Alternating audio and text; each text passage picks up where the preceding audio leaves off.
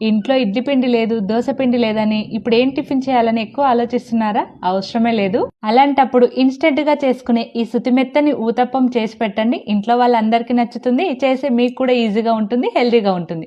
ఎవరు చేసినా కూడా పర్ఫెక్ట్ గా వస్తాయి. దీనికోసం 1 కప్పు సన్నది ఉప్మా రవ్వను తీసుకోండి. అందులోకి 1 కప్పు నీళ్ళని వేసుకొని కలుపుకొని 10 నిమిషాల పాటు నానబెట్టుకోండి. 10 నిమిషాలలో మంచిగా నానిపోతుంది. ఇప్పుడు దీన్ని ఒక మిక్సీ జార్లోకి వేసుకొని అందులోకి 1 లేదా 2 టమాటాలను కూడా కట్ చేసుకొని వేసుకోండి. కొద్దిగా నీళ్ళని కూడా వేసుకొని ఇలా మెత్తగా మిక్సీ పట్టుకొని ఒక బౌల్లోకి తీసుకోండి.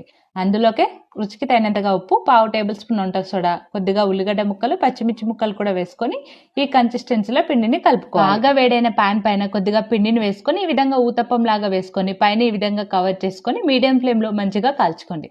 ఇప్పుడు కొద్దిగా నూనెను అప్లై చేసుకొని కావాలంటే 2 వైపులా కాల్చుకోవచ్చు, లేదంటే ఒక వైపు అయినా కాల్చుకున్నారంటే వేడివేడిగా ఊతప్పం రెడీ అయిపోయింది. వీడియో నచ్చితే లైక్ చేసి కామెంట్ చేయండి.